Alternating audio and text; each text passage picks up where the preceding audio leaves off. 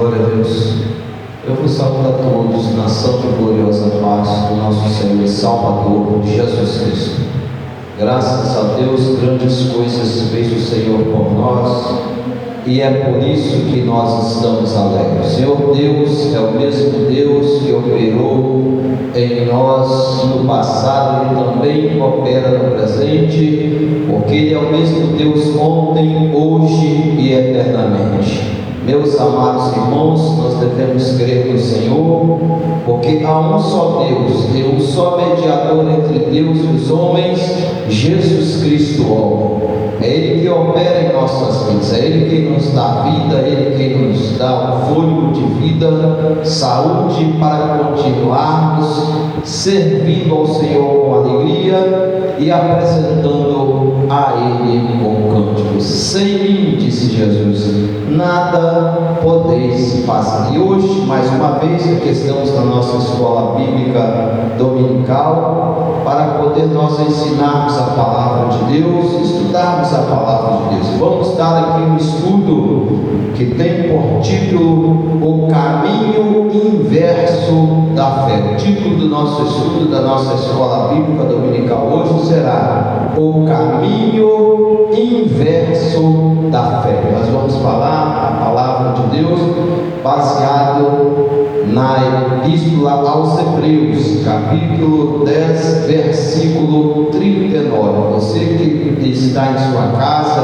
quem sabe no hospital, não pôde ter ido à igreja, à escola bíblica dominical da sua igreja, então você também é convidado a ouvir a palavra de Deus juntamente conosco. A Bíblia diz que quem é de Deus ouve a palavra de Deus. Evangelho de João, capítulo 8, versículo 47, né? E a palavra de Deus ela é bem clara: bem-aventurado, como diz no Apocalipse, aquele que lê, que ouve e que guarda as profecias deste livro. Então, mais que felizes são aqueles que ouvem e que leem e que guardam as profecias deste livro, né? Aqueles que leem, que ouvem, guardam, que praticam a profecia da palavra de Deus. Apocalipse capítulo 1, versículo de número 3. E examinai as Escrituras, palavras que foram ditas por Jesus Cristo, descritas no Evangelho de João, capítulo 5, versículo 39. Examinai as Escrituras, porque vós cuidais ter nelas a vida eterna, e são elas que de mim testificam. Então nós vamos examinar a palavra de Deus devocionalmente, estudar a palavra de Deus, colocar o Senhor Jesus no seu devido lugar, que é em primeiro plano em nossas vidas. Qual é a posição de Deus?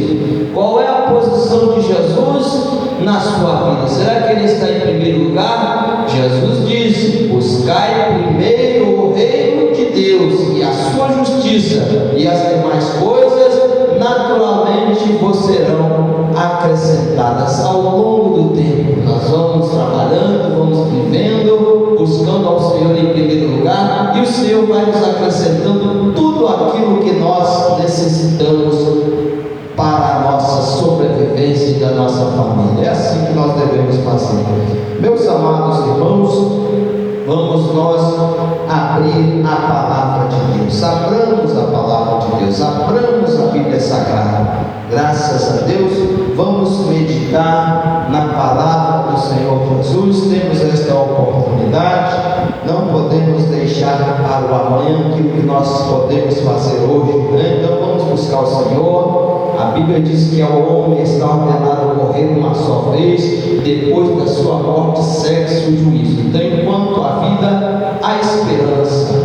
Há sim condições de um homem buscar a Deus, ter o conhecimento de Deus. Enquanto há vida, você tem a oportunidade de ler a palavra, estudar o Evangelho e alcançar a salvação da sua alma. Então, meus amados, mas depois que o homem parte para a eternidade, não tem mais jeito.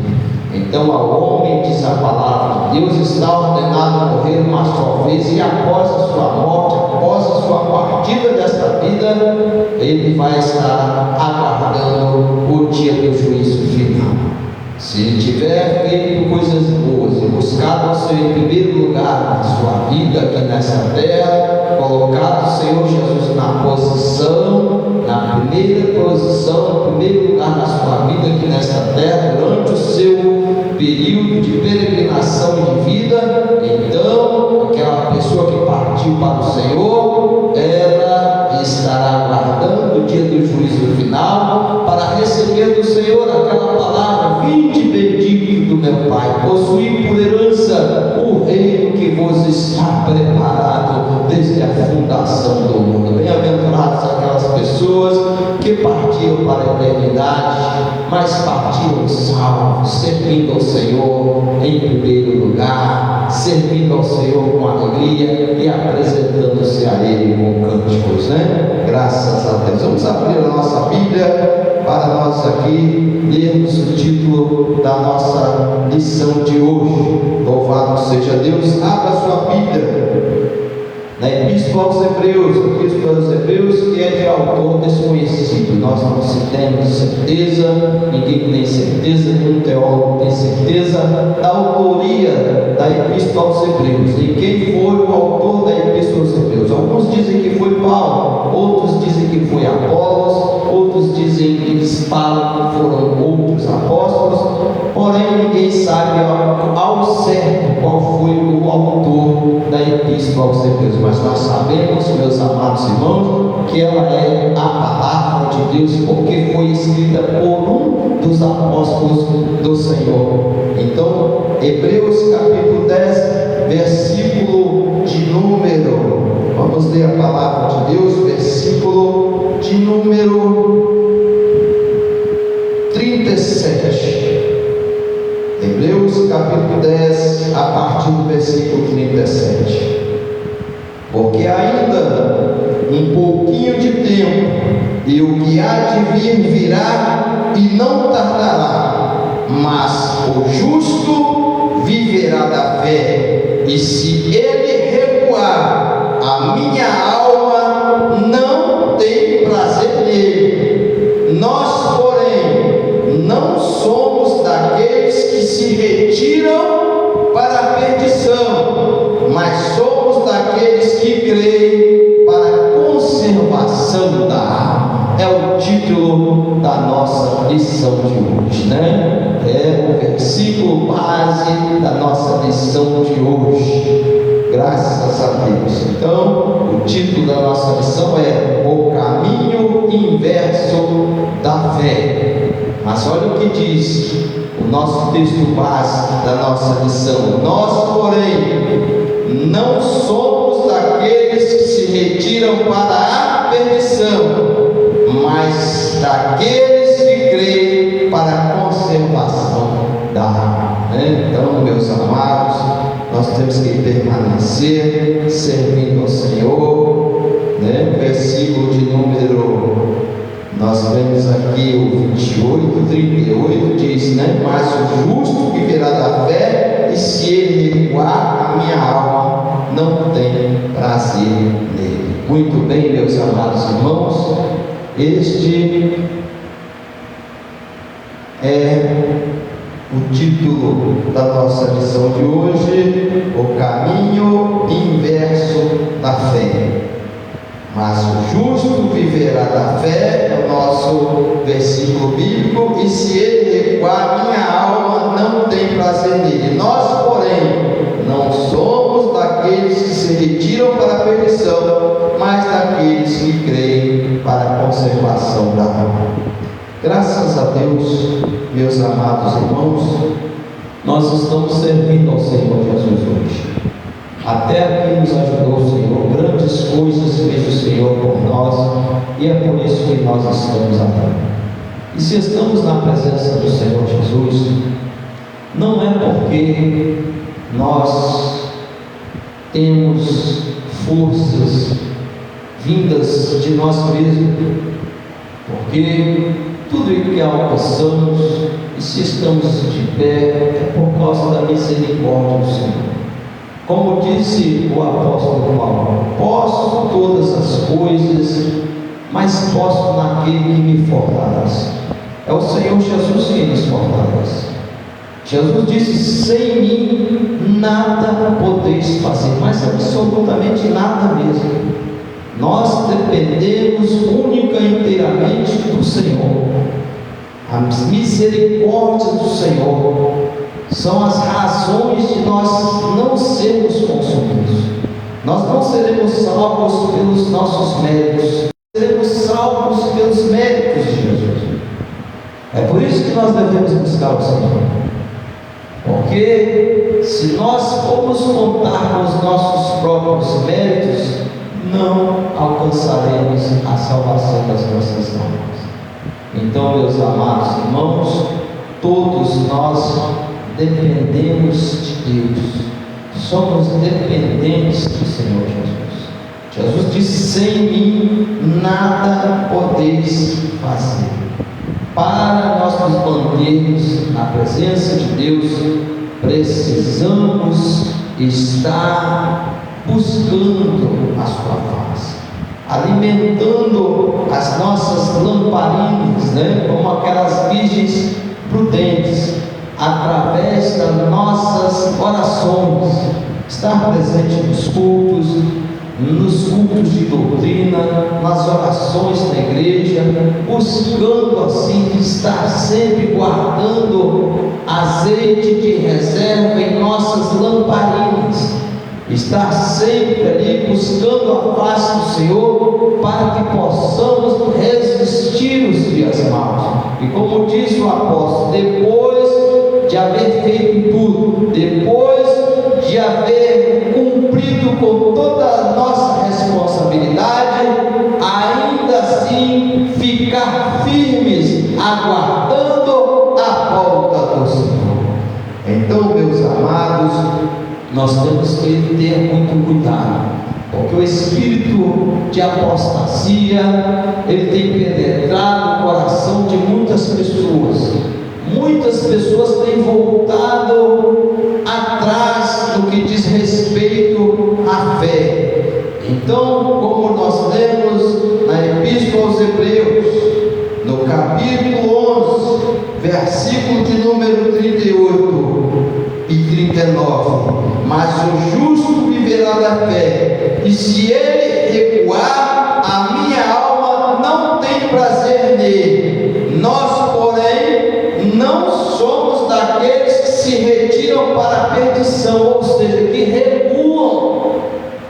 Nós não somos daqueles que recuam. O justo que vive pela fé jamais recua. Nós, porém, não somos daqueles que se retiram para a perdição, mas somos daqueles que creem para a conservação da alma, que permanecem firme na presença do Senhor, aguardando a Jesus voltar, aguardando o retorno de Jesus. Muitos tropeçam e caem, mas o justo, ele se levanta e se coloca de pé. Viu? Ainda que caia, ele não ficará prostrado, ele se levantará, ele se coloca de pé e segue ao Senhor Jesus até o final da sua jornada. Até mesmo Jesus, irmãos, precisou, quando carregava a cruz, ser amparado por alguém. Então nós, às vezes, tropeçamos, mas ainda que caia, o justo jamais ficará prostrado. Muitos tropeçam e caem, mas nós, irmãos, quando tropeçamos, nos levantamos e nos colocamos de pé, graças a Deus. Então Jesus faz esse milagre na vida daquele que serve a Deus. Muitas pessoas têm seguido o caminho inverso da fé, andado para trás. Nós temos na palavra de Deus, meus amados irmãos, exemplos assim.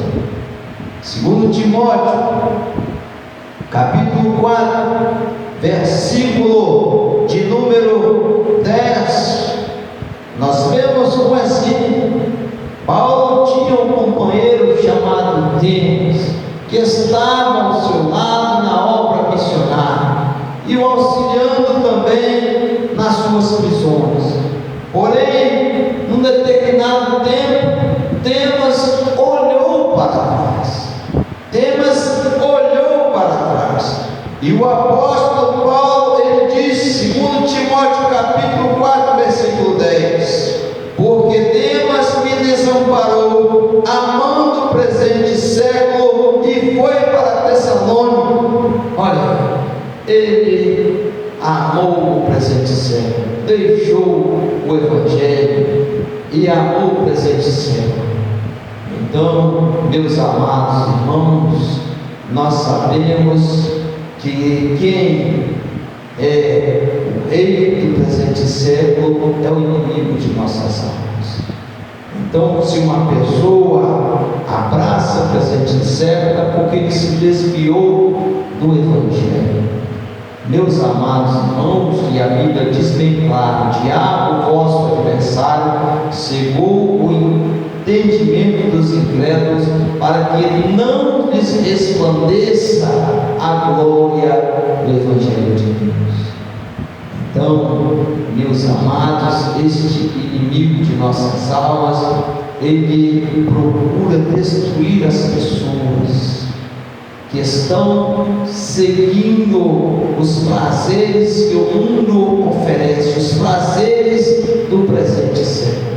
E Jesus, ele foi bem claro na sua palavra, quando ele disse aos seus discípulos: não ajunteis tesouro na terra, onde a traça e a ferrugem tudo consomem, mas ajunteis tesouro no céu, onde a traça e a ferrugem não pode consumir, onde os ladrões não podem roubar.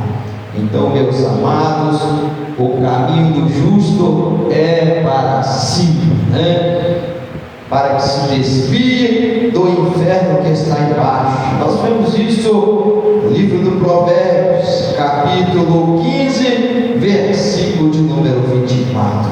Então, meus amados, o caminho do justo é para cima. Nós não prosseguimos, irmãos, sem buscar o Senhor. Nós prosseguimos pela fé, buscando a face do Senhor. Nós não andamos para trás. Nós vivemos pela fé e não por vista.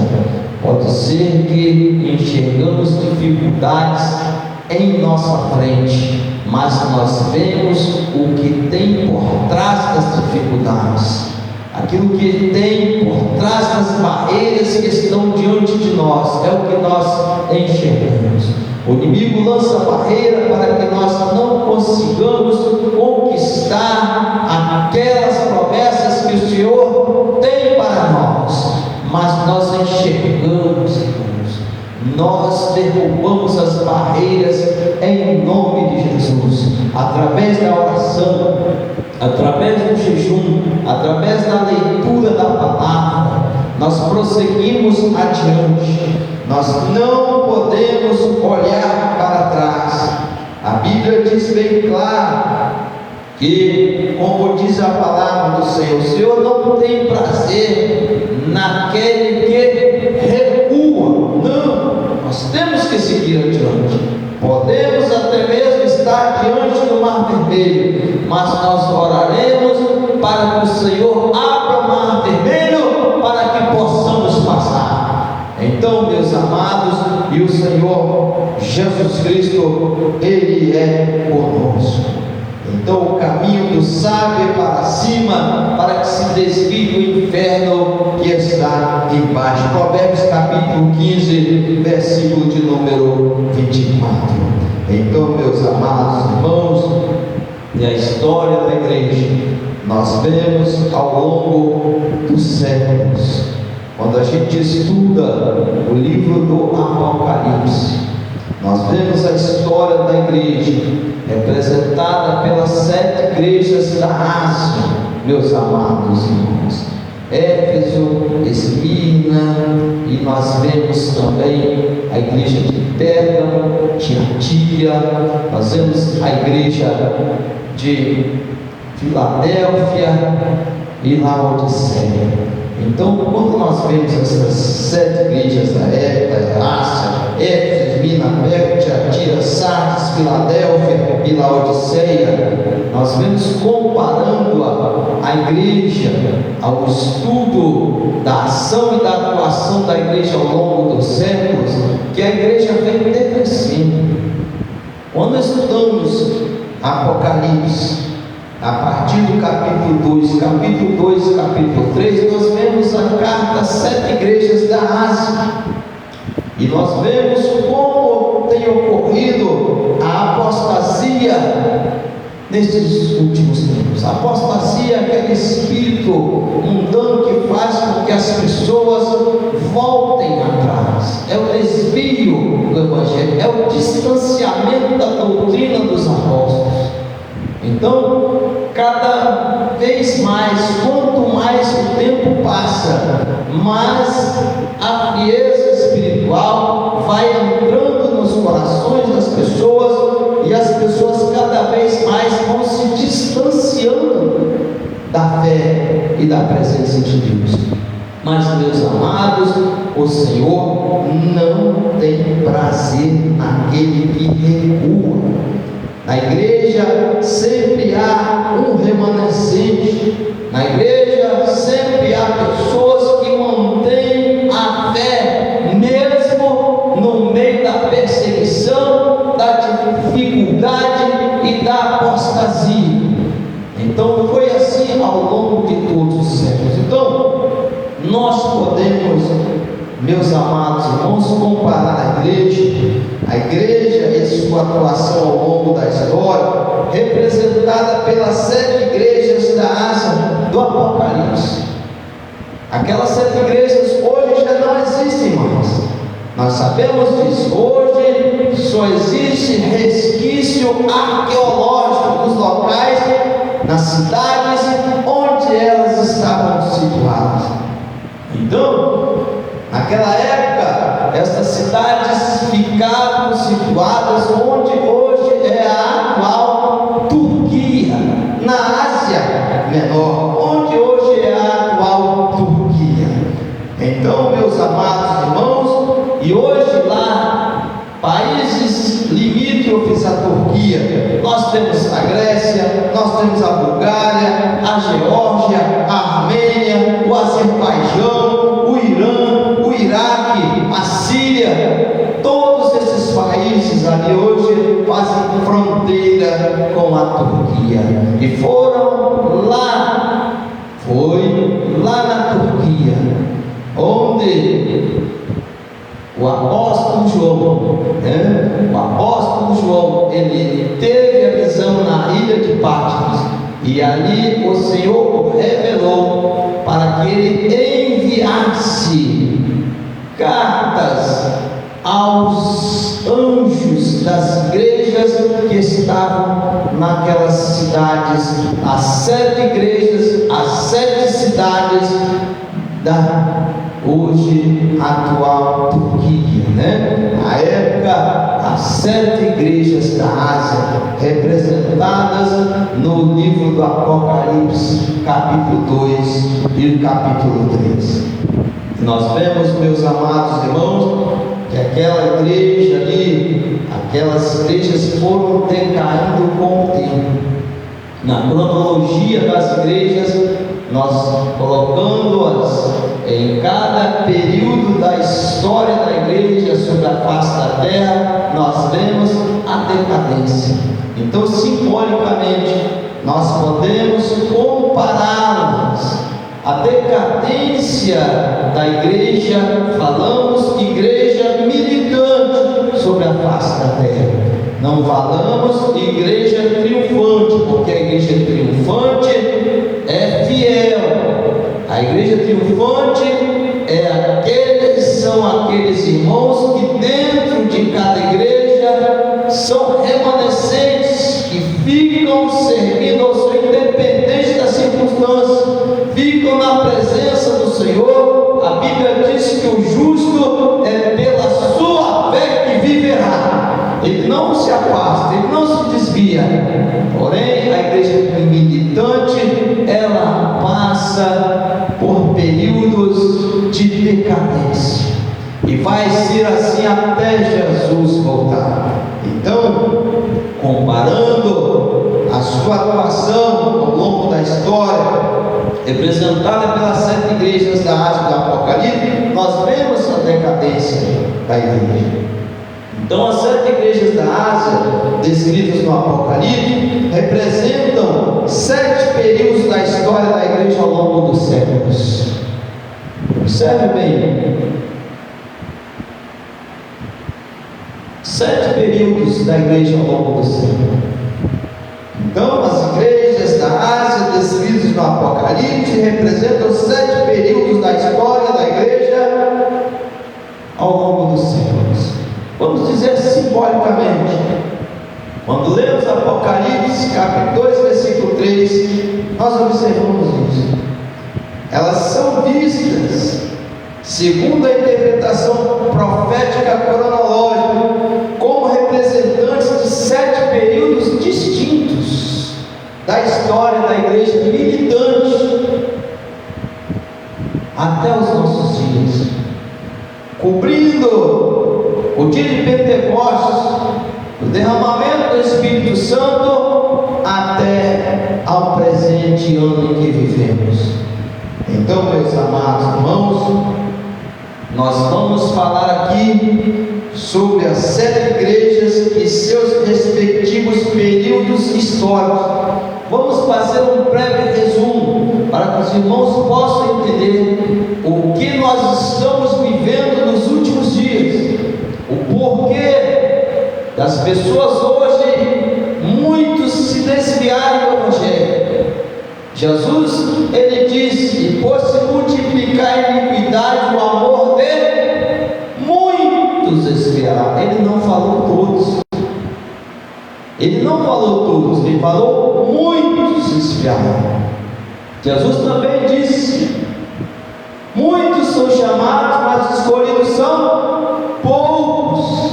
Por ser estreita a porta e apertado o caminho que conduz à salvação, poucos são os que passam por ela. Então, o remanescente será salvo. Não são todos, mas a igreja militante, ela vem descendo a ladeira. Ela vem descendo a ladeira. Há pessoas que acham que ela está progredindo. Não, ela vem descendo a ladeira. Quanto mais o tempo passa, a igreja militante vai se distanciando da doutrina dos apóstolos, que iniciou no dia de Pentecostes. Então, a igreja de Éfeso, vamos falar sobre a primeira igreja, fazer um breve resumo de qual era a característica da primeira igreja do Apocalipse. Abra a sua Bíblia, Apocalipse capítulo 2, versículo de 1 a 7. Vamos abrir a palavra de Deus. Vamos abrir a palavra do Senhor Jesus. Jesus Cristo foi quem nos disse: examinai as Escrituras, porque vós cuidais delas a vida eterna, e são elas que de mim testificam. Então vamos examinar a palavra de Deus. Vamos estudar a palavra de Deus. No culto, meus amados irmãos, quando nós estamos presentes, nós falamos aqui em escola anterior, nós temos ali 20, 30 minutos de mensagem. O culto começa geralmente às 19h30 na maior parte das igrejas e termina às 21 horas. Neste período inicia com oração, louvores. Quando chega no final do culto, faltando mais ou menos de 30 a 20 minutos para encerrar, o pastor toma a palavra, prega e ensina o Evangelho. Então, isso num culto normal que temos a nossa igreja. Mas na escola dominical você tem um período maior para que possa se estudar a palavra de Deus. Então, o trabalho da escola dominical de ensino é um dos maiores trabalhos, mais importantes trabalhos e atividades da igreja, porque ela nos dá tempo e oportunidade de examinar as Escrituras, assim como Jesus Cristo nos mandou. Jesus Cristo não nos mandou ler. É o único livro, a Bíblia, a qual não foi instruída por Jesus a ler. Não se instrui ninguém a ler Bíblia. Se instrui as pessoas, se ensina a examinar as Escrituras.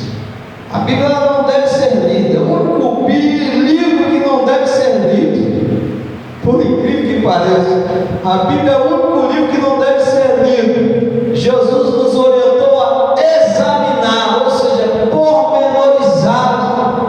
Não é ler como se estivesse lendo. Nem você lê um livro qualquer, secular, um best-seller desse que é muito vendido por aí, segundo a história, e grandes escritores, da história escreveram. Mas a Bíblia não, a Bíblia deve ser examinada. A Bíblia não deve ser lida como se for lendo um jornal, uma revista. Não, a Bíblia tem que ser examinada. Foi assim que nos orientou Jesus: examinai as Escrituras. Então, meus amados irmãos, abra sua Bíblia, Apocalipse capítulo 2, diz assim a palavra do Senhor Jesus: carta às 7 igrejas da Ásia. Primeira carta à igreja de Éfeso. O apóstolo João recebeu a revelação de Deus quando foi mandado à ilha de Patmos, e ele, assim, meus amados irmãos, escreveu o livro do Apocalipse, e é sobre ele que nós vamos falar aqui nesta manhã de hoje. Então, o imperador Domiciano jogou ali João na ilha de Patmos, pensando que iria calar a sua voz, mas não conseguiu. A princípio tentou tirar-lhe a vida, jogando dentro de um tacho de óleo ardente, porém não conseguiu tirar-lhe a vida. Deus fez o milagre livrando-o da morte. E assim depois, meus amados, vendo que não tinha mais o que fazer, mandou tirá-lo daquele tacho de fogo ardente. João recebeu um livramento semelhante ao que recebeu Sadraque, Mesaque, Abednego, Ananias, Misael e Azarias, lá no Velho Testamento, quando Nabucodonosor os havia jogado naquela fornalha de fogo ardente. Então João também recebeu um livramento semelhante, foi colocado dentro de um tacho de óleo fervendo, mas o Senhor Jesus o livrou. Aleluia. Então, meus amados irmãos, mas o livrou para que ele tivesse as visões do Apocalipse.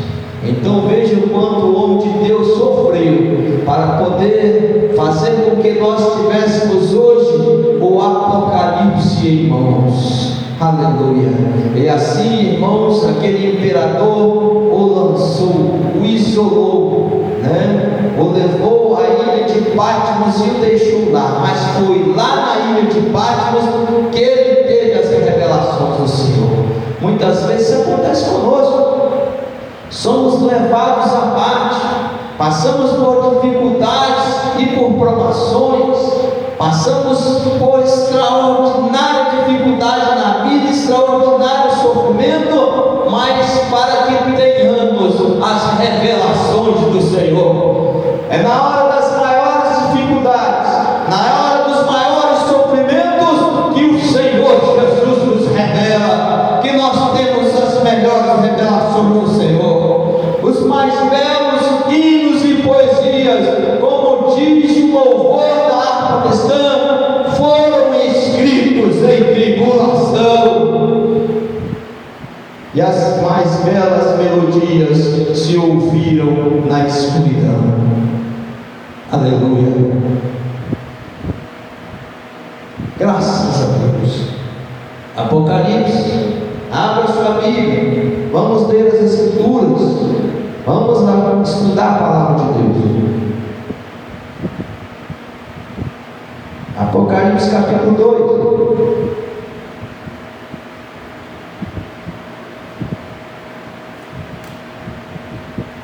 2. Lemos a palavra de Deus. Escreve ao anjo da igreja que está em Éfeso: isto diz aquele que tem na sua mão direita, na sua destra, as 7 estrelas. Irmãos, 7 estrelas. Cada estrela ali é um pastor, um obreiro, um anjo da igreja. Isso diz aquele que tem na sua mão direita as 7 estrelas, que anda no meio dos 7 castiçais de ouro. Os castiçais de ouro representam o povo, as pessoas que estão sob a direção destes pastores, toda a congregação de cada igreja da Ásia. Então, escreve ao anjo da igreja que está em Éfeso: isto diz aquele que tem na sua mão direita as 7 estrelas, 7 pastores, que anda no meio dos 7 castiçais de ouro, que anda no meio da igreja, no meio dos irmãos, no meio da membresia. Eu sei as tuas obras. Olha a palavra ao anjo da igreja de Éfeso: eu sei as tuas obras e o teu trabalho e a tua paciência, e que não podes sofrer os maus, e puseste a prova os que se dizem ser apóstolos e não são, e tu os achaste mentirosos, sofrestes e tens paciência, trabalhastes pelo meu nome e não te cansastes. Porém, irmãos, como todo mundo tem defeito, não existe nenhum pastor perfeito. Não existe nenhuma igreja que tenha pastor 100% perfeito. Somos todos seres humanos.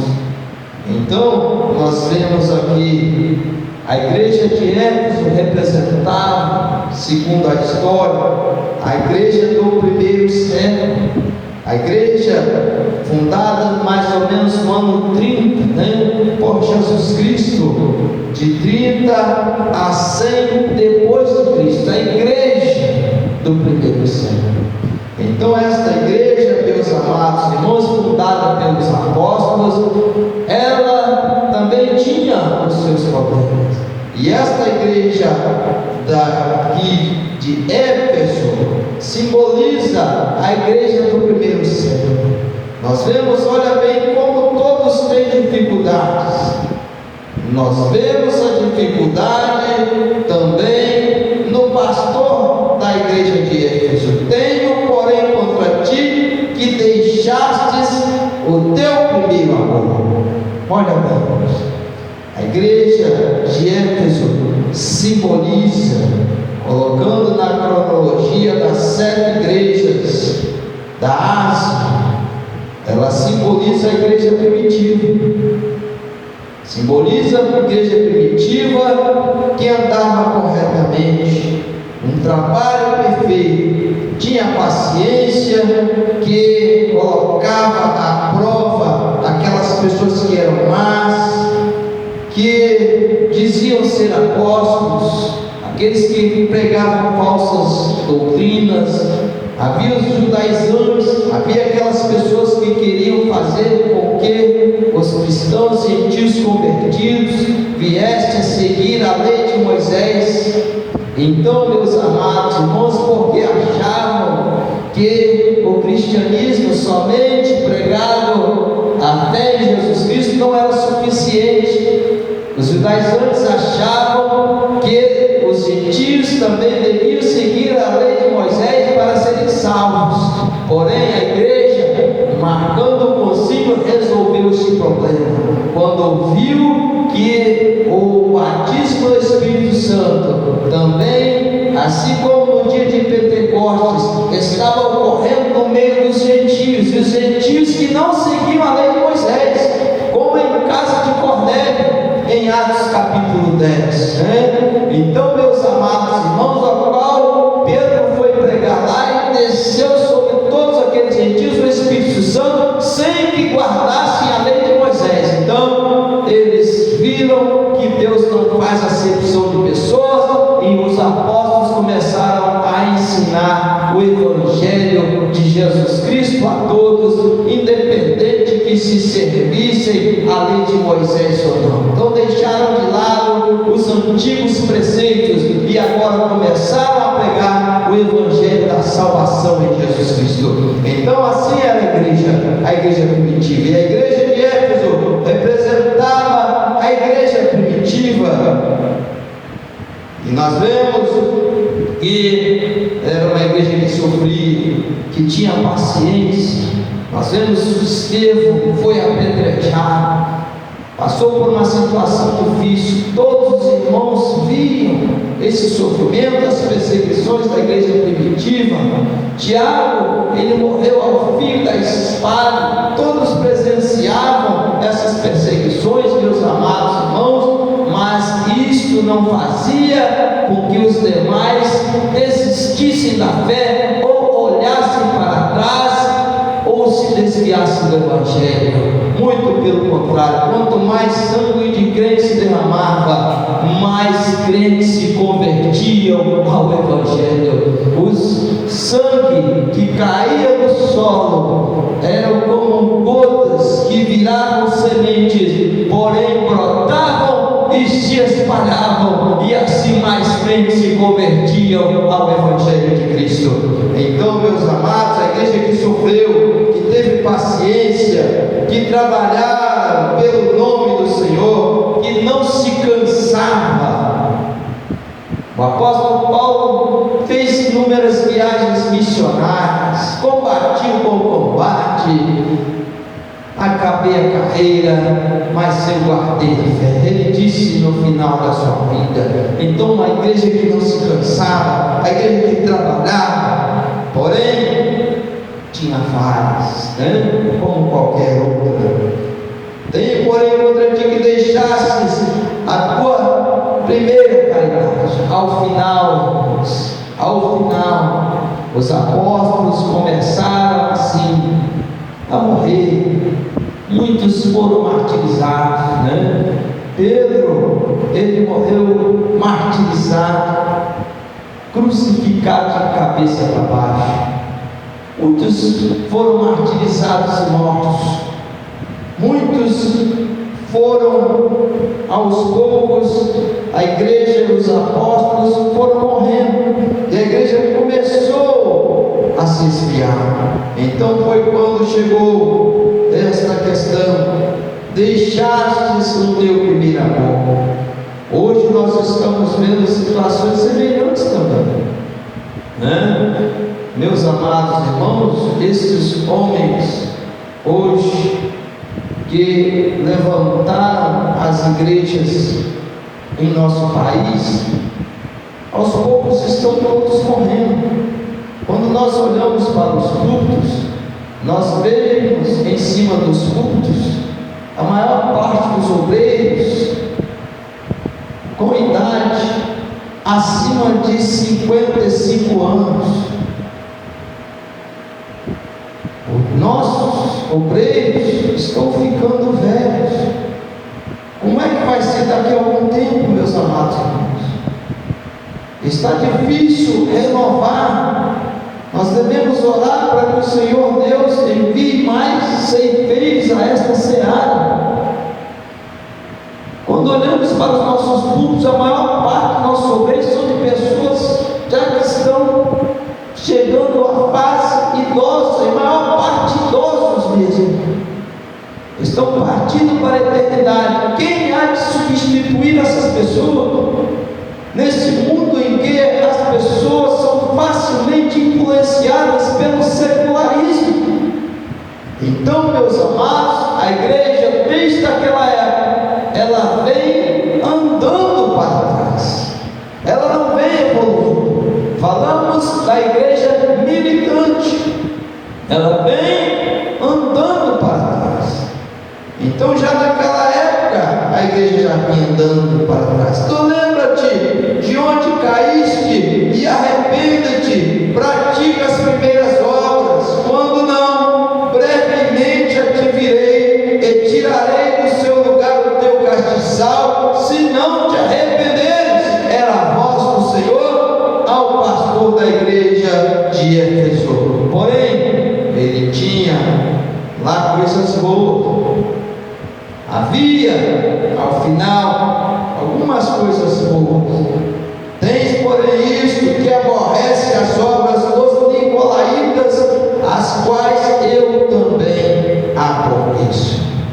Então, meus amados irmãos, quem eram os nicolaítas que até Deus aborrecia? Quem eram os nicolaítas? Os nicolaítas eram ali pessoas da igreja, um grupo herético que vivia promovendo e ensinando doutrina contrária ao Evangelho. Quantas pessoas vêm trazendo doutrinas heréticas contrárias ao Evangelho e se dizem obreiros, e se dizem adeptos de uma religião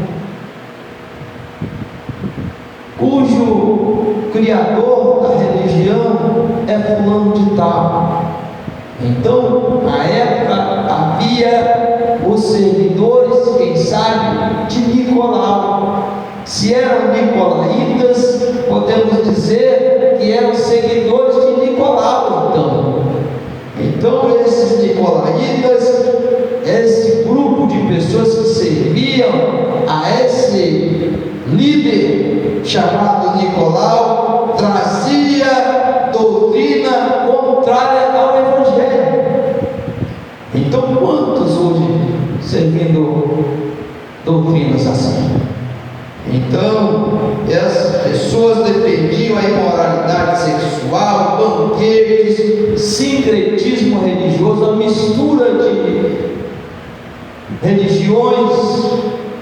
Havia esse pessoal, Deus aborrecia, e os irmãos da igreja primitiva, ao final da sua jornada, representados aqui pela igreja de Éfeso, capítulo 2, nós vemos que esses irmãos, eles aborreciam a obra desses nicolaítas, porque Deus as aborrecia.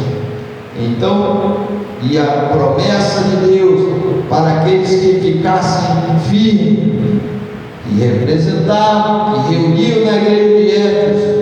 Quem tem ouvidos, ouça o que o Espírito diz às igrejas. Isto aí é uma mensagem às igrejas de todos os tempos. As promessas de Deus não são para uma única denominação cristã, mas para todos os que professam o Evangelho. Quem tem ouvidos, ouça o que o Espírito diz à igreja. É isso que está escrito aí? Os irmãos veem que está escrito no plural. Esta bênção tanto serve para uma, quanto serve para outra. Tanto servia para a igreja de Éfeso, quanto para a igreja de Esmirna, Pérgamo, Tiatira, Sardes, Filadélfia, Laodiceia. Servia para todos. Nós vemos aqui no plural. Quem tem ouvidos, ouça o que o Espírito diz às igrejas. Ao que vencer, dar-lhe-ei a comer da árvore da vida que está no meio do paraíso de Deus. Olha aí, a bênção para aqueles que são fiéis, que permanecem fiéis. Meus amados irmãos, e nós vemos também a segunda carta à igreja de Esmirna.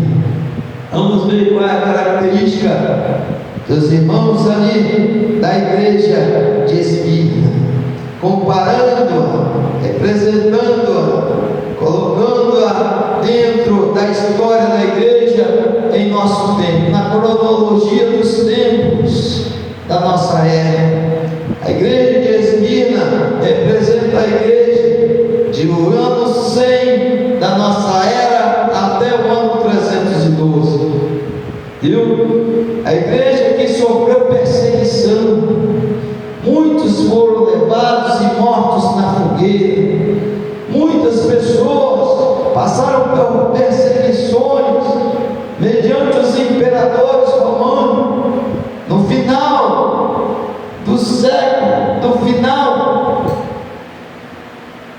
nós vemos, meus amados, Nero perseguido, Domiciano, aquele que exilou João na ilha de Patmos. Nós vemos Trajano, Marco Aurélio, Décio, Valeriano, Diocleciano, todos esses homens que perseguiram os irmãos da igreja. Então, meus amados irmãos, foram imperadores romanos, e nós vemos que esta igreja, a igreja de Esmina, viveu nessa época.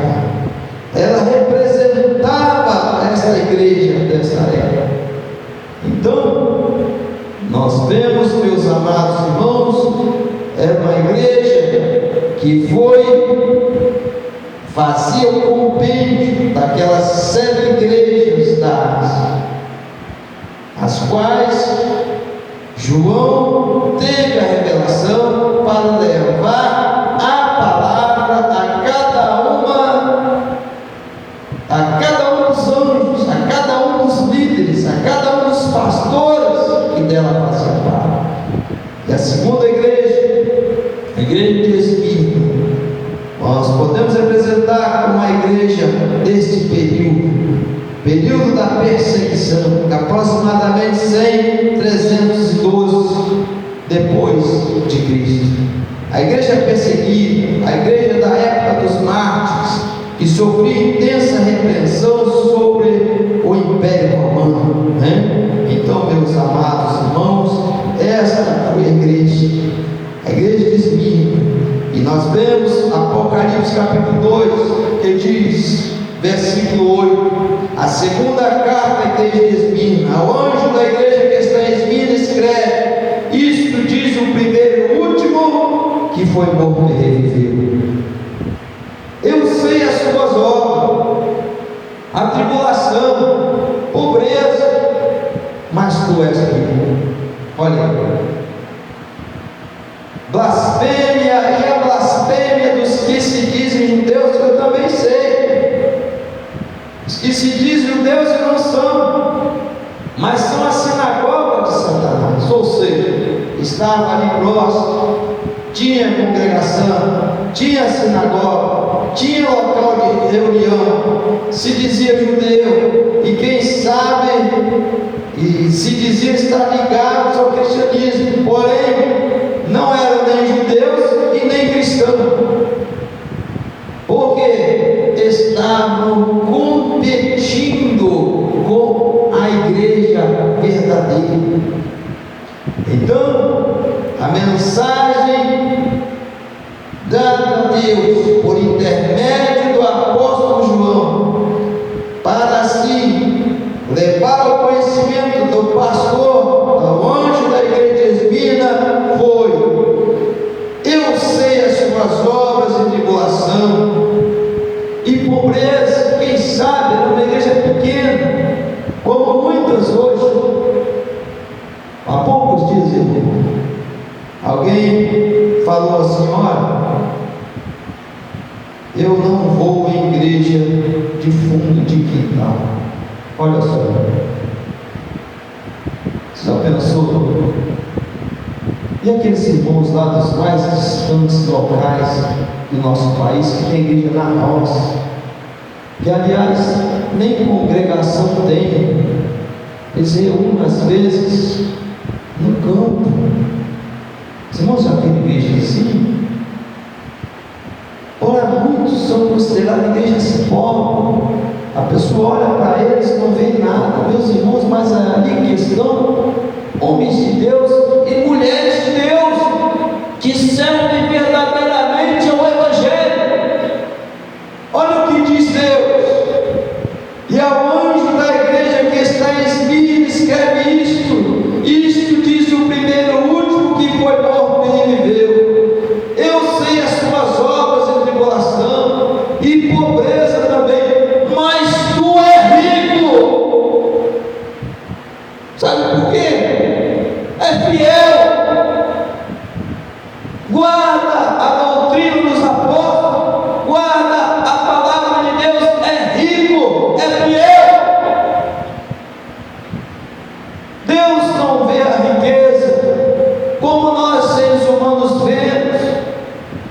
suntuosidade dos templos, no tamanho das igrejas, no tamanho das construções. Deus não enxerga desta forma. Deus, Ele resiste aos soberbos, porém agracia aquelas pessoas que são humildes. Deus não enxerga como ser humano. Até os apóstolos falharam neste quesito, pensando como seres humanos. Levaram Jesus diante do templo em Jerusalém, começaram a lhe mostrar a formosura do templo. Jesus parece que queria lhes dizer: isso aqui não representa nada. Na verdade, não ficará aqui pedra sobre pedra que não seja derribada. De que adianta ter muita gente dentro do templo? Este povo honra-me com os lábios, porém o seu coração está longe de mim. De que adianta tudo isso? Mas olha o que Deus disse ao pastor da igreja de Esmirna. Talvez, quem sabe, ele estava até meio que complexo, sentindo-se complexado por causa da sua pequenez no que diz respeito ao aspecto de riqueza material. Mas olha o que o Senhor disse a ele: eu sei as tuas obras de tribulação e pobreza, mas tu és rico. E a blasfêmia dos que se dizem judeus e não são, mas são a sinagoga de Satanás. Nada temas das coisas que has de padecer. Eis que o diabo lançará alguns de vós na prisão, para que sejais tentados. Tereis uma tribulação de 10 dias. Ser fiel até a morte, e dar-te-ei a coroa da vida. Então a igreja de Esmirna representa a igreja do segundo século, aproximadamente 100 a 312 anos depois de Cristo. Então, a igreja das perseguições, mas que se manteve fiel. E olha o que diz a mensagem no versículo 11, Apocalipse 2 e 11, já é uma nova mensagem geral, é para todas as igrejas. Quem tem ouvidos, ouça o que o Espírito diz à igreja. Está escrito aqui? Está no singular ou está no plural? Nesse versículo 11. Quem tem ouvidos, ouça o que o Espírito diz às igrejas. Está no plural na Bíblia. O que vencer não receberá o dano da segunda morte. É mais uma promessa de Deus. Ou seja, Ele vai ressuscitar no dia do arrebatamento para alcançar a salvação. Não receberá o dano da segunda morte. Aqueles que não ressuscitarem,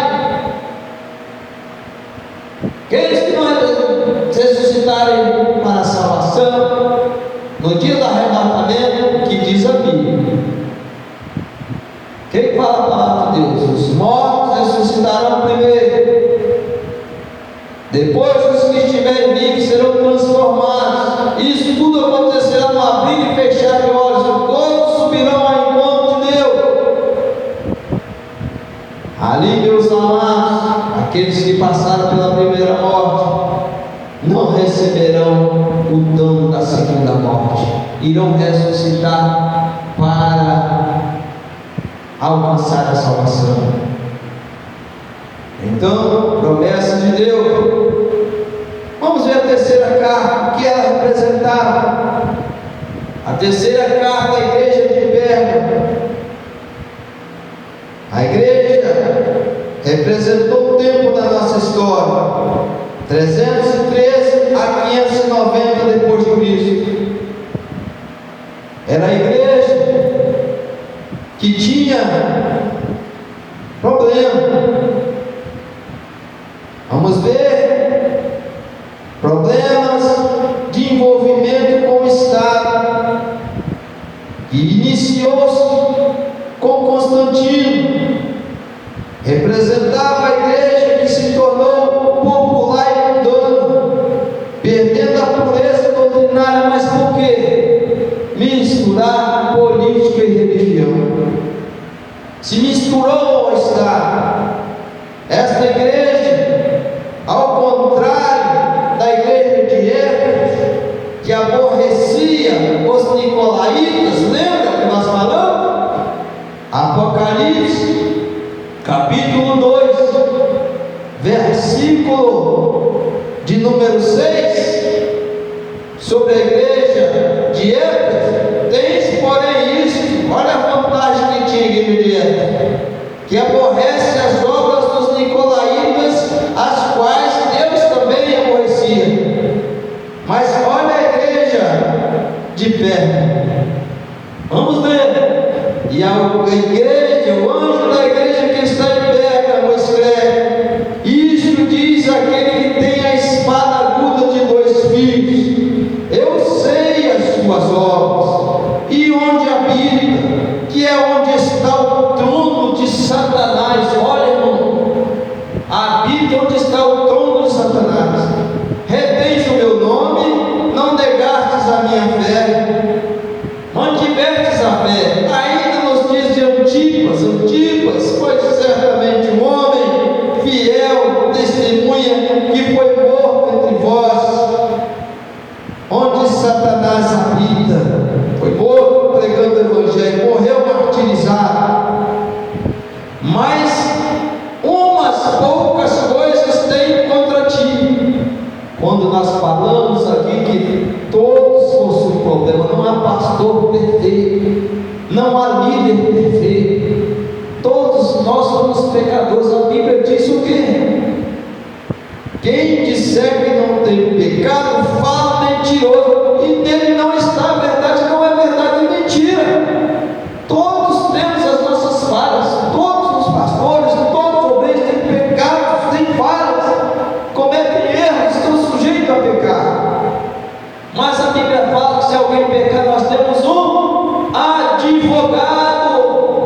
Está sempre o obreiro na casa do Senhor, orando, buscando a paz do Senhor, jejuando, consagrando e dando ali continuidade ao seu ministério até Jesus voltar. Mas não era diferente.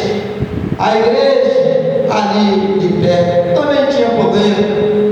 Umas coisas tenho contra ti, porque tem lá os que seguem a doutrina de Balaão. Olha aí, aquela descrita no Velho Testamento, a doutrina de Balaão.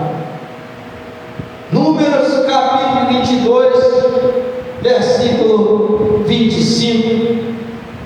Depois os irmãos podem ler Números 22 e 25.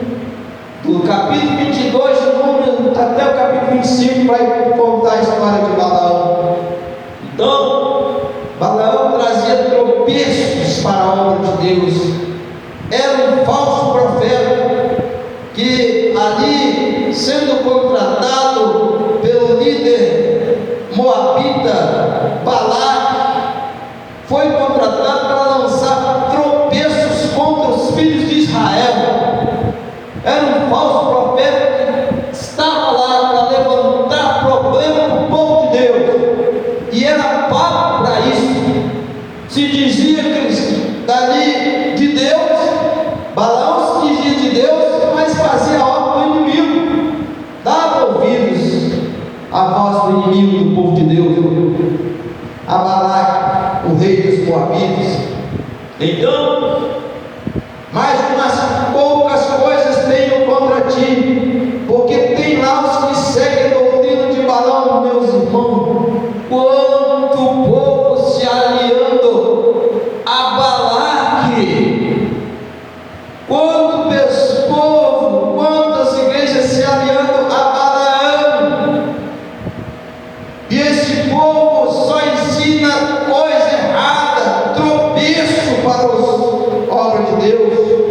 só traz problema, mas ali o pastor tolera.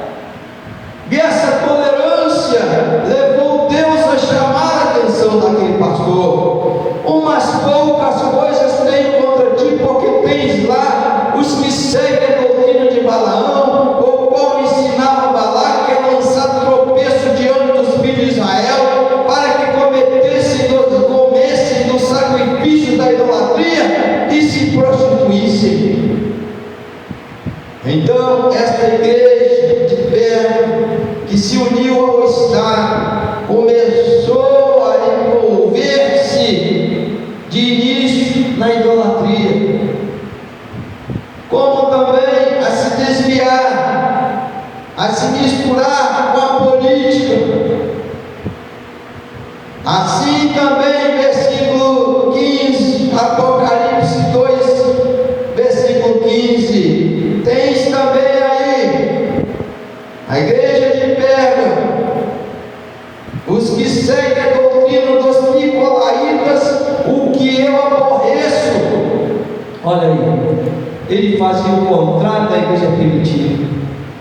A igreja primitiva aborrecia a ação dos nicolaítas, mas o pastor da igreja de Pérgamo os abraçava, se aliava a eles. Deus aborrecia, mas ele estava aliado aos nicolaítas. Olha aí, irmão, quantas igrejas, quantos pastores aliados aos nicolaítas dos dias de hoje. E olha o que o Senhor diz: arrependa-te, pois, quando não, em breve virei a ti, e contra eles batalharei com a espada da minha boca. E agora, a bênção que serve para todos. Quem tem ouvidos, ouça o que o Espírito diz às igrejas. Ao que vencer, darei eu a comer do maná escondido, darei uma pedra branca, e na pedra um novo nome escrito, o qual ninguém conhece senão aquele que o recebe. É o que todos nós aguardamos. Aleluia. A quarta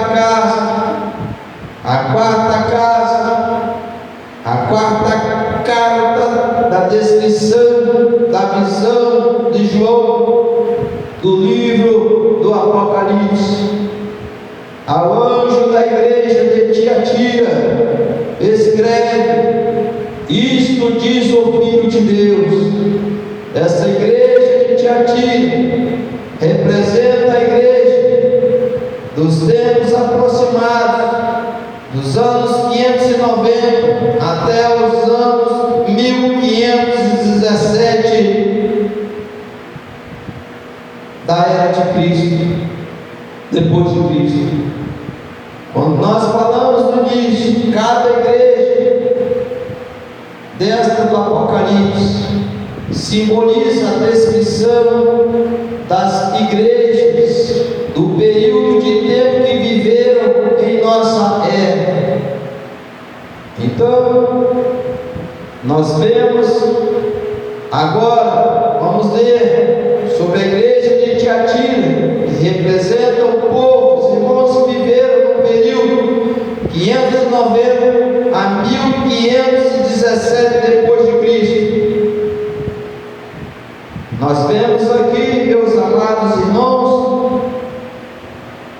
a igreja que misturou a veneração a santos e a imagem de escultura aos cultos.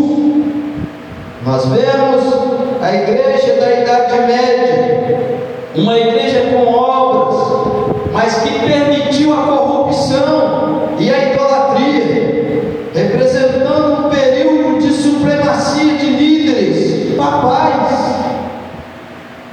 Então, a igreja que introduziu e misturou veneração aos cultos, A igreja primitiva não tinha essas coisas. A igreja primitiva não adorava ídolos e nem venerava pessoas, ícones da fé cristã ou do passado. Eles poderiam muito bem, quem sabe, construir imagens de Moisés, imagens dos patriarcas, Abraão, Isaac e Jacó, imagens dos profetas, mas a igreja primitiva não fazia, porque ela estava inserida dentro do primeiro mandamento da lei de Deus: não farás imagem para ti semelhante a nada que existe no céu nem embaixo na terra. De Êxodo capítulo 20. Então eles seguiam a isso. Não se há descrição nos evangelhos, nem na Bíblia inteira, do Gênesis ao Apocalipse, que indica que o povo de Deus venerava a imagem de escultura. Não havia e não há. Então, meus amados irmãos, muito pelo contrário, e haviam ícones, homens e mulheres de Deus, que quem sabe, se fosse para os dias de hoje, todos seriam aclamados santos. Mas, meus amados, os irmãos da igreja primitiva não o faziam. Mas nessa época, no ano 590 a 1517 da era cristã, começou a aparecer essas coisas. A veneração a imagens de escultura, levantadas pelos líderes da época. Isto representa a igreja de Tiatira. A este período de tempo, e ao anjo da igreja de Tiatira, Apocalipse capítulo 2, versículo 18, diz: escreve, isto diz o Filho de Deus, que tem os olhos como chama de fogo, e os pés semelhantes ao latão reluzente. Eu conheço as tuas obras, e a tua caridade, e o teu serviço, e a tua fé, e a tua paciência, e que as tuas últimas obras são mais do que as primeiras. Primeiro, um elogio.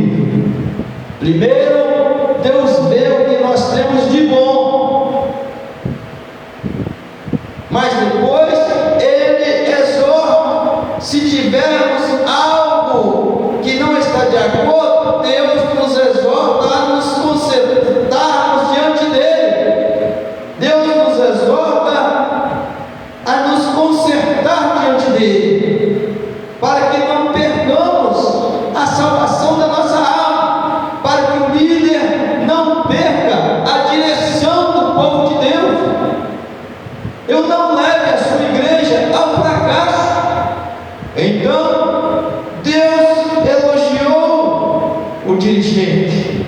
Eu conheço as tuas obras e a tua caridade, ou seja, obra social. A igreja, o líder, era voltada à obra social. Esse período da igreja, 590 a 1517, a obra social era muito difundida, ajuda as pessoas, aos pobres, ajuda as pessoas que necessitavam. Conheço o teu serviço, conheço a tua fé, conheço a tua paciência, e que as tuas últimas obras são mais do que as primeiras. Eles eram campeões nas obras sociais. Mas tem um problema. Tem um probleminha aí. Olha, nem tudo é perfeito, né? Todos nós temos defeito. Também não era perfeito com o pastor, o dirigente da igreja de Tiatira. Tenho contra ti, ó tolerares, que Jezabel, mulher que se diz profetiza, ensine e engane os seus servos, para que se prostituam e comam dos sacrifícios da idolatria. Olha aí, a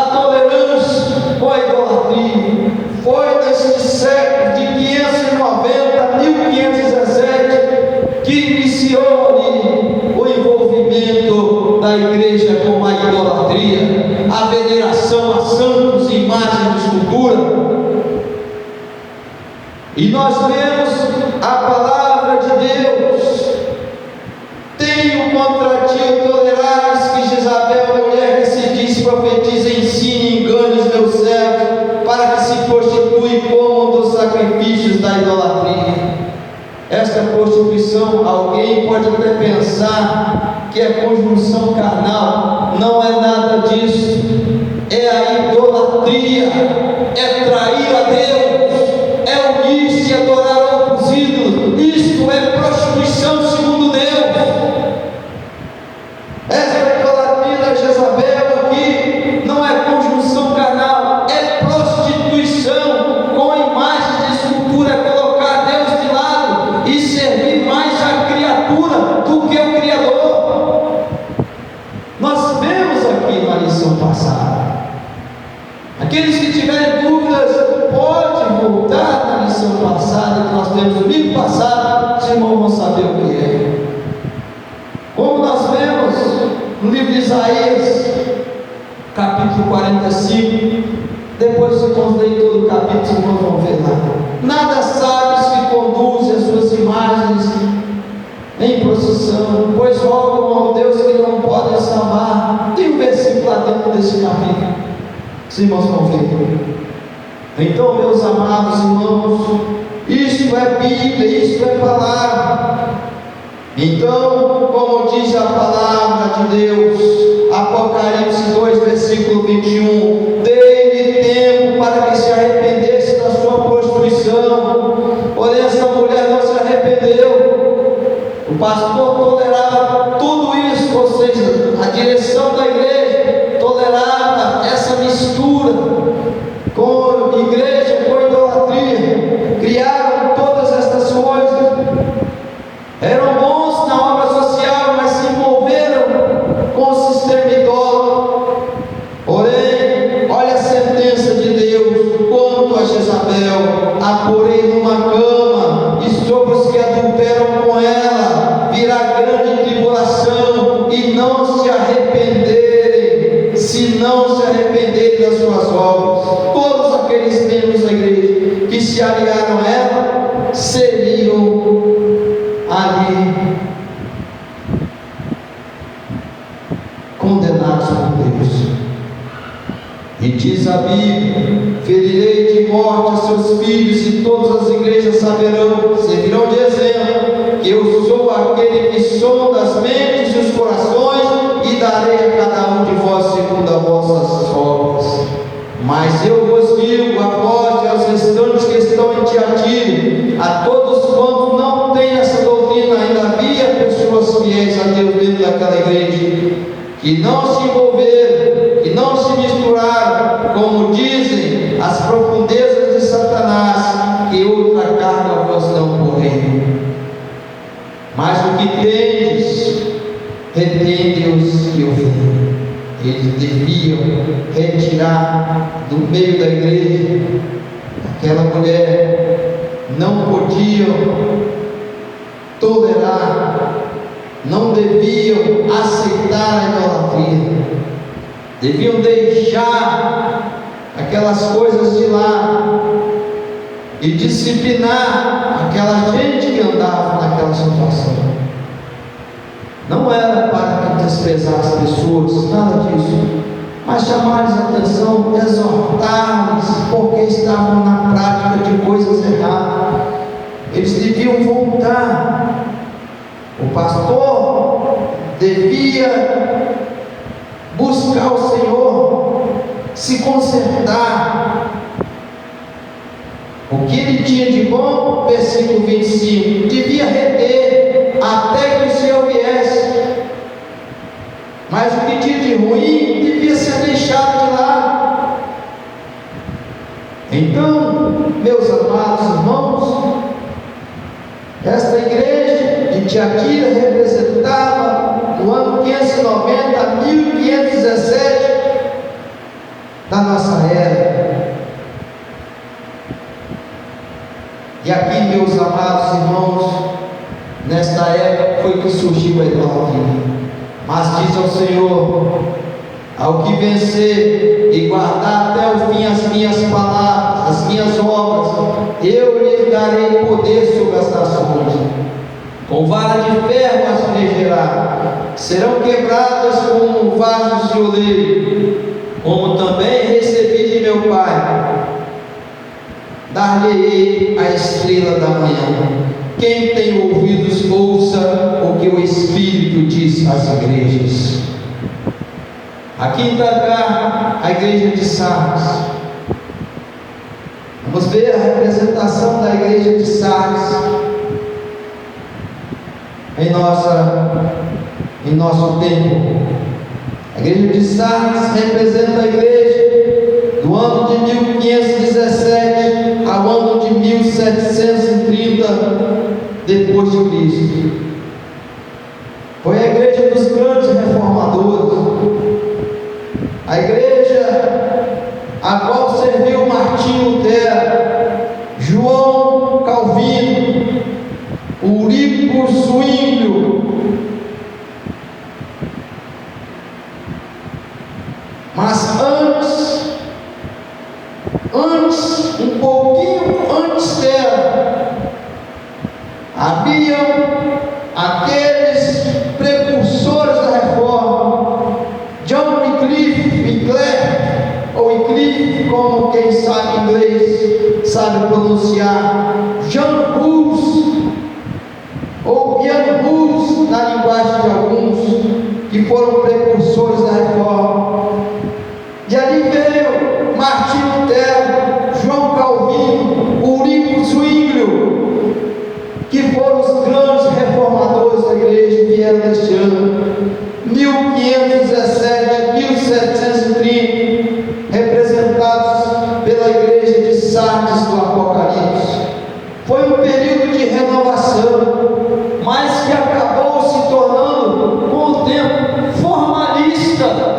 É o que tem acontecido muito em nossos últimos dias. Alegria só no período de festa na igreja, não há mais aquela permanência. São períodos que vêm, porém passam com o tempo. Período de renovação, mas que acabou se tornando formalista, com nome de vida, mas se tornou morto. Vamos ver a igreja de Sardes, Apocalipse capítulo 3. E ao anjo da igreja que está em Sardes escreve: isto diz o que tem os 7 Espíritos de Deus e as 7 estrelas. Eu sei as tuas obras, que tens nome de que vives, porém estás morto. Olha aí, ser vigilante, confirma o restante que estava para morrer. Ainda tem gente viva, ainda havia alguns remanescentes lá. Ser vigilante, confirma o restante que estava para morrer, porque não achei as tuas obras perfeitas diante de Deus. Eles começaram bem, fortes, mas depois, foram aos poucos diminuindo, foram aos poucos cada vez mais. Todo aquele avivamento que foi levantado por aqueles homens judeus, com o tempo começou a diminuir. Eles entraram ali, eles agiram ali para consertar a igreja, começaram a trabalhar, Martinho Lutero, João Calvino, tentando consertar as coisas nesse período de tempo, e melhoraram muitas coisas, mas a partir do tempo ela vem caindo de novo. Então lembra-te, pois, de onde tens, lembra-te, pois, do que tens recebido e ouvido, e guarda e arrepende. Apocalipse capítulo 3, versículo 3. Se não vigiares, virei sobre ti como ladrão, e não saberás a que hora sobre ti virei.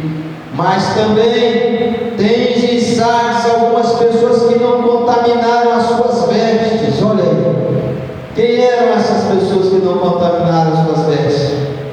Que estava ali: Martinho Lutero, João Calvino, Eurico Zwinglio, John Wycliffe, John Hus. Pessoas foram precursores da reforma, e e os grandes reformadores estavam ali para poder modificar. Havia pessoas que queriam mudar, apesar também dos seus defeitos, todos tinham defeitos, mas reconheciam os seus erros e queriam mudar. Alguns não eram perfeitos, tinham suas próprias visões e interpretações, mas no geral queriam consertar as coisas, tinham boas intenções. Então, mas também tem deslizar, Apocalipse 3 e 4, algumas pessoas que não contaminaram suas vestes, ou comigo andarão de branco, porquanto são dignas disso. O que vencer será vestido de vestes brancas, de maneira nenhuma riscarei o seu nome do livro da vida, e confessarei o seu nome diante de meu Pai e diante dos seus anjos. Quem tem ouvidos, ouça o que o Espírito diz às igrejas. A sexta carta, a igreja de Filadélfia. A igreja de Filadélfia representa o tempo de 1730 a 1900 depois de Cristo, na nossa era. Esta igreja, Apocalipse capítulo 3, versículo 7, é a igreja que representa os principais líderes de avivamentos da fé e missionários transculturais na nossa época, cujos pregadores incendiaram a Europa e as Américas.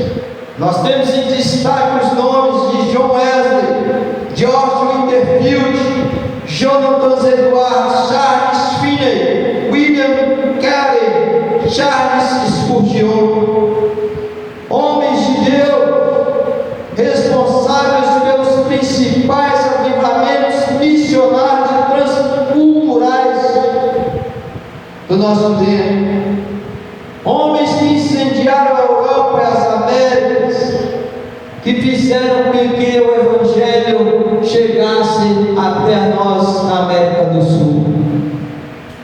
Então, meus amados irmãos, esta igreja, a igreja de Filadélfia, nós vamos ler aqui agora o que diz a palavra de Deus a respeito dela. Apocalipse capítulo 3, versículo 7. E ao anjo da igreja que está em Filadélfia escreve: isto diz o que é santo, o que é verdadeiro, o que tem a chave de Davi, o que abre ninguém fecha, e fecha ninguém abre. Eu sei as tuas obras, eis que diante de ti pus uma porta aberta, olha aí, para os missionários pregarem, para os homens de Deus criarem o avivamento. Ninguém a pode fechar. Tendo pouca força, ela já chegou lá na frente nessa época, já enfraquecida. A igreja já estava, muitos misturados à idolatria, muitos se envolvendo em adoração a outros ídolos, muitos venerando imagens de escultura. Mas chegou aquela época enfraquecida, mas havia avivalistas, havia homens de Deus. Eis, eu sei as tuas obras, Apocalipse 3 e 8, que diante de ti pus uma porta aberta, ninguém a pode fechar. Tendo pouca força, guardaste a minha palavra, mas não negaste o meu nome. Eis que eu farei os da sinagoga de Satanás, aos que se dizem judeus e não são, mas mentem. Eis que eu farei que venham e adorem prostrado a teus pés, e saibam que eu te amo. Ou seja, que reconheçam os seus erros e se convertam a Cristo. Como guardaste a palavra da minha paciência, também eu te guardarei na hora da tentação que há de vir sobre todo mundo, para tentar os que habitam na terra. Eis que venho sem demora, guarda o que tens, para que ninguém tome a tua coroa. Aquele avivamento não poderia ser perdido, não poderia ser perdido. Ainda há um remanescente de hoje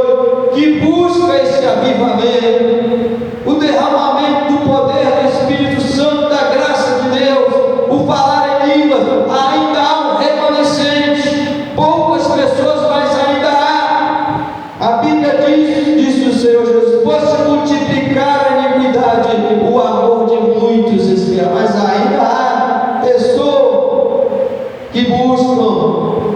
A Bíblia fala, muitos, não todos. Ao que vencer, eu farei coluna do templo do meu Deus, e dele nunca sairá. Escreverei sobre ele o nome do meu Deus e o nome da cidade do meu Deus, a nova Jerusalém que desce do céu do meu Deus, e também o meu novo nome.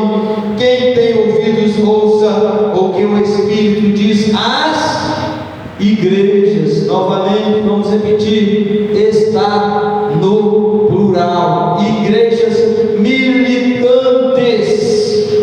Isto representa igreja militante. Sabe o que é igreja militante? É a denominação que você reúne. Quando fala igreja, está no plural. Quando fala igreja, aí é a igreja triunfante, é a igreja que vai ser arrebatada, é um povo que será extraído dentro de cada denominação existente para ser coroado no céu por Jesus, para ser salvo, será arrebatado no dia do arrebatamento. Aí sim, quem tem ouvidos, ouça o que o Espírito diz às igrejas.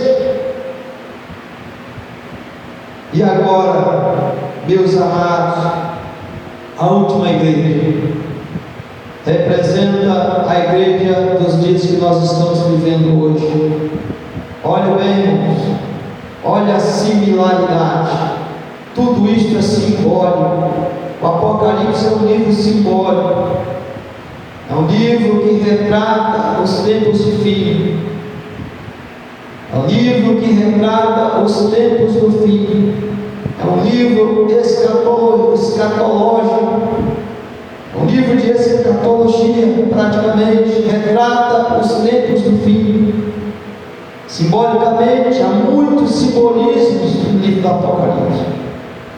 E esta igreja, a sétima carta, a igreja da Laodiceia, vamos representá-la como que fosse a igreja do ano de 1900 da nossa era, até o presente, até os dias de hoje.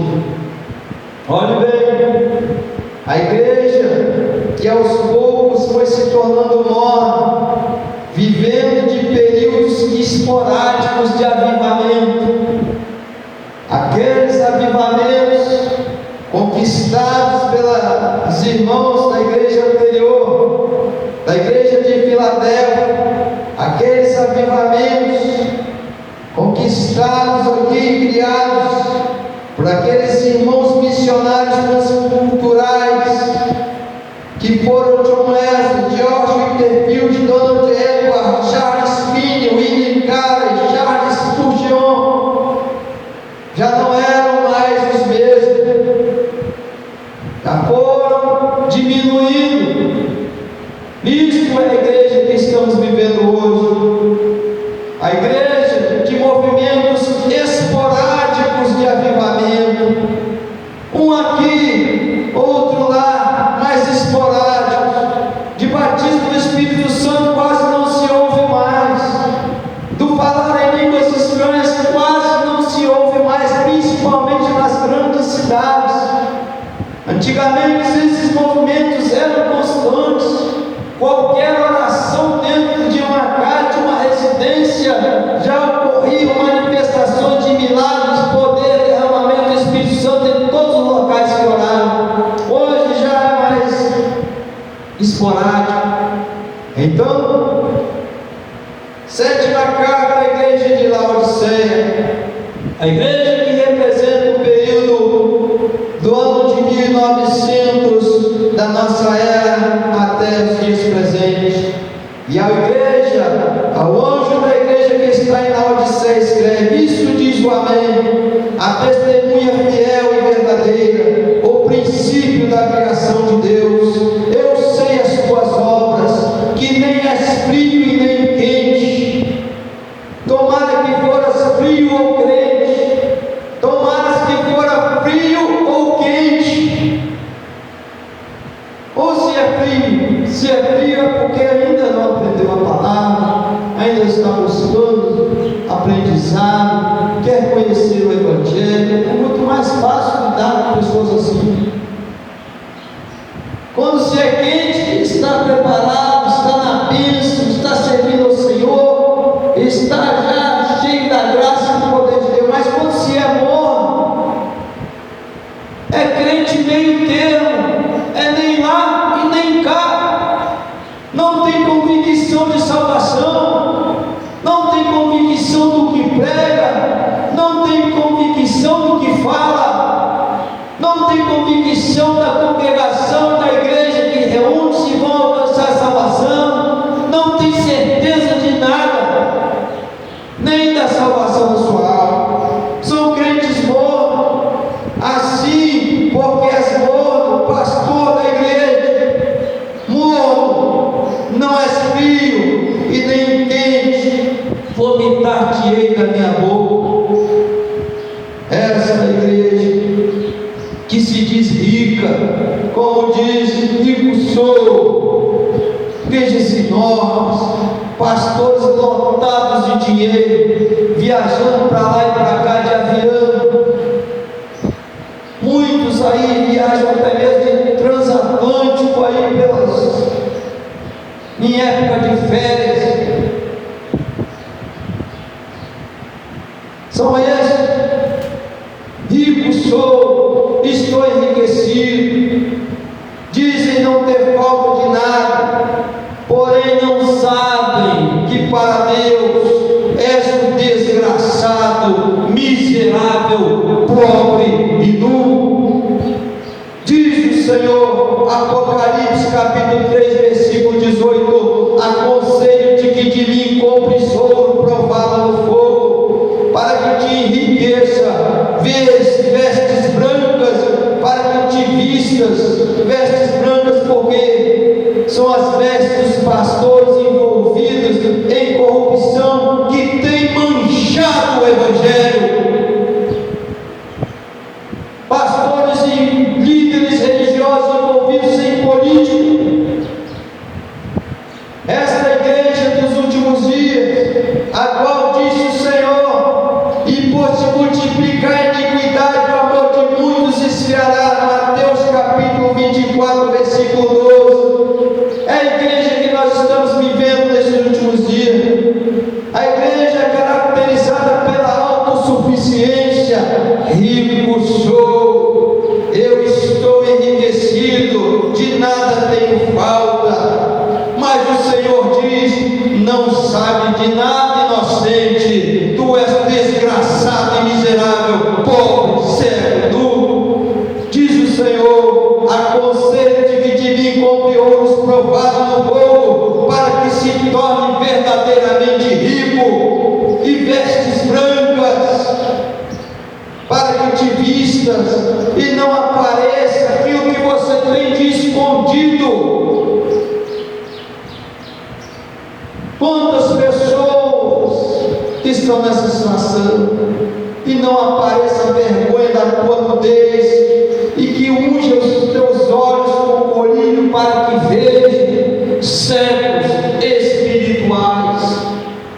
Vem a palavra, mas estão invertendo, como disse o apóstolo Pedro a respeito das epístolas paulinas, que algumas pessoas torcem as escrituras e torcem para a sua própria perdição, adaptando-as ao seu próprio conceito. Esta igreja de hoje, caracterizada pela autossuficiência, a igreja do materialismo, que vive diferentemente da igreja primitiva. A igreja primitiva esperava Jesus para aqueles dias. A igreja da atualidade, esta igreja militante que nós estamos falando, não estamos falando da igreja triunfante, a igreja militante, a igreja cujo pastor é materialista, cuja maior parte das pessoas só pensam no materialismo, no ajuntar tesouro na terra, onde a traça e a ferrugem tudo consome, e os ladrões minam e roubam. É a igreja da campanha da prosperidade financeira. Parece que as pessoas vão viver desfrutando do que é material da terra para sempre.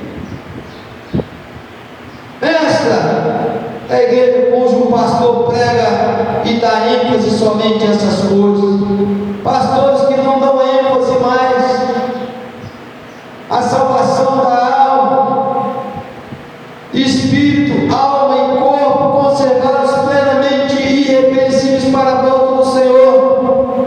Pastores que pregam unicamente o materialismo, e se vê que há tanto materialismo nas suas pregações que o que eles só pensam é construir templos enormes, como se deles fosse desfrutar na terra para sempre. Então, é a igreja que vive tentando adaptar o mundo, a política e toda a sociedade ao seu estilo de vida, como se Jesus viesse bem tarde. Não é como a igreja primitiva que esperava Jesus para aqueles dias, não. Mas vivem como se Jesus viesse bem tarde. Só a estimativa do dinheiro que gastam na construção de grandes templos. Os irmãos acham, o que vocês acham? Se constrói um grande templo enorme, se adorna ele. Os irmãos acham que alguém constrói uma grande obra para poder reunir-se dentro dela pouco tempo? Qual é a estimativa de tempo de vida de uma grande construção dessa? Então, os seus construtores já constroem visando desfrutar dela por muito tempo. Não era como a igreja primitiva, não. Então, meus amados irmãos, isto é palavra, e a igreja nesses últimos dias, estou falando a igreja militante, que vive tentando adaptar o mundo à política e toda a sociedade ao seu estilo de vida, como se Jesus viesse bem tarde, vivendo como se do mundo fosse desfrutar para sempre, atuando na falta de fervor espiritual, vivenciando os dias trabalhosos que foram preditos e descritos por Paulo a Timóteo na sua epístola.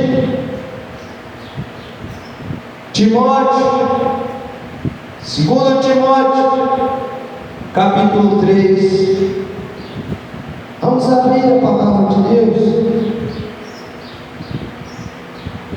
Dias trabalhosos é o que nós estamos vivendo.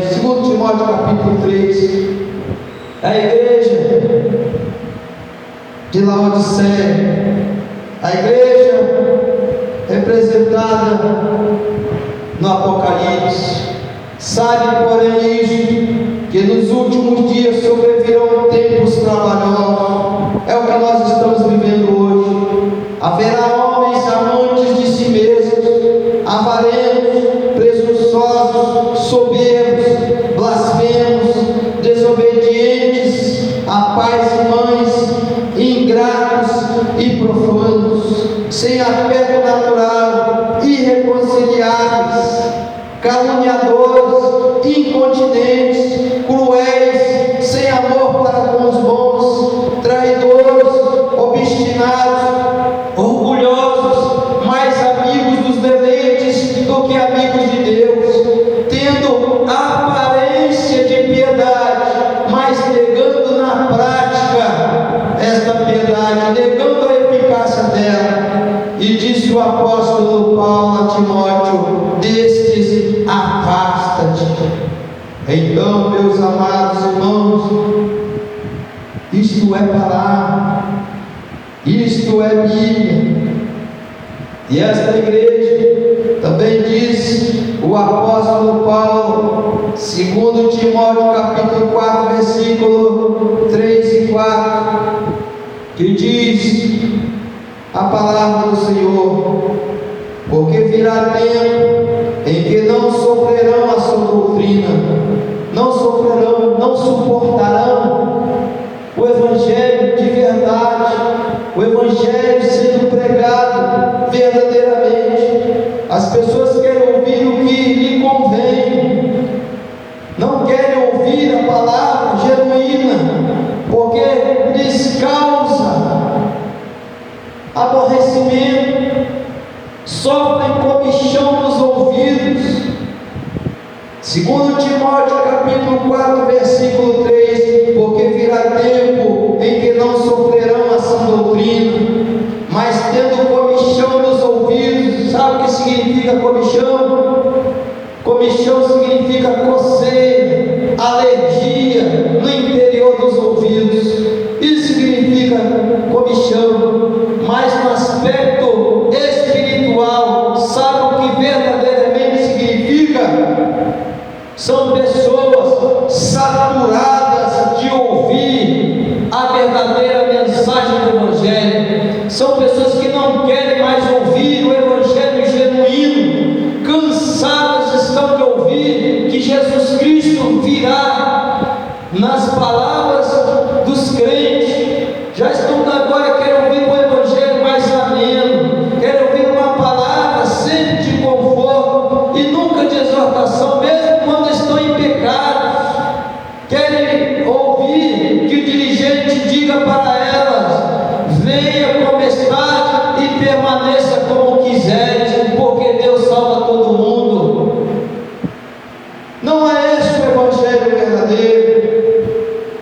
Não é esta a palavra de Deus que deve ser pregada. Como disse o apóstolo Paulo a Timóteo, segundo Timóteo capítulo 4, versículo de número 3, virá tempo em que não sofrerão a sã doutrina, mas tendo comichão nos ouvidos, amontoarão para si doutores conforme as suas próprias concupiscências, ou seja, que fala a mesma linguagem.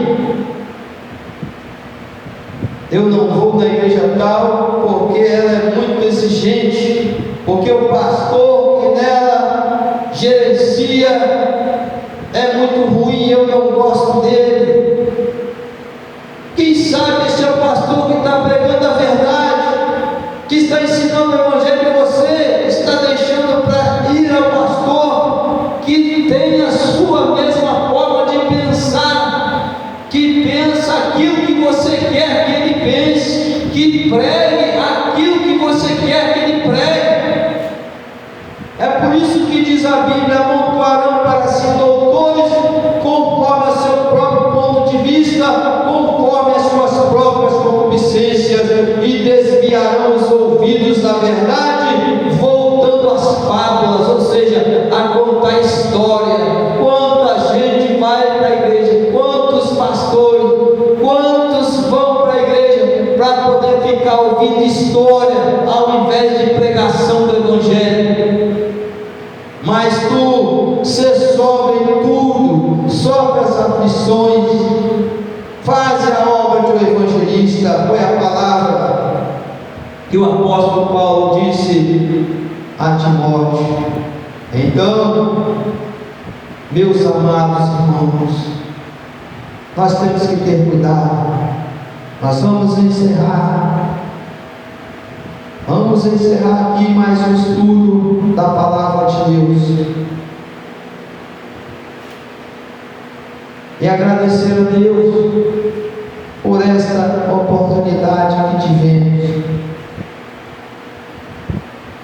E aqui, meus amados irmãos, nós encerramos na carta à igreja de Laodiceia. A palavra ao pastor: aconselho que de mim compres ouro provado no fogo. Apocalipse capítulo 3, versículo 18. Para que enriqueças, e vestes brancas para que te viste não apareça aquilo que você tem escondido, que é a vergonha da tua nudez.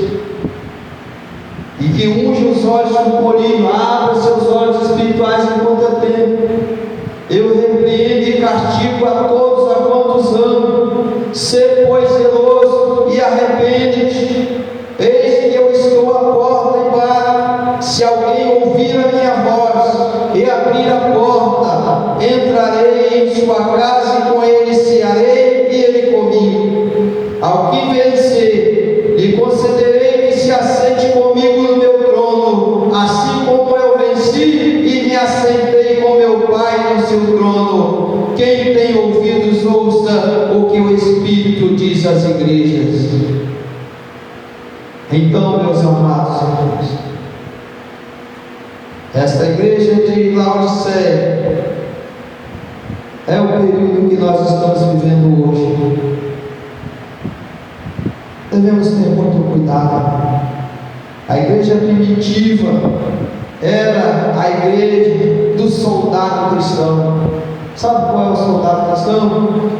O soldado que milita e não se embaraça com as coisas dessa vida, a fim de agradar aquele que o alistou para a guerra. Segundo Timóteo capítulo 2, versículos 3 a 5, nas palavras do apóstolo Paulo. Quantos pastores se embaraçando as coisas desta vida, se misturando à política, se misturando ao mundo, como que querendo consertar o mundo, como se dele fosse usufruir para sempre. Irmãos, se Jesus Cristo quisesse se tornar um líder político, ele já na sua época teria derrubado o Império Romano e assumido a liderança política mundial do mundo e colocado todos os crentes para serem seus súditos e cada um numa posição de liderança em cada país deste mundo, em cada estado, em cada município, em cada bairro. Olha bem o que diz a Sagrada Escritura: há caminho que para o homem parece direito, parece, é só de aparência, mas o final deles são os caminhos que levam à morte e à perdição. Provérbios capítulo 14, versículo 12. Isto é palavra. Se você conhece uma palavra diferente dessa, descrita nas Escrituras, então você pregue na sua igreja.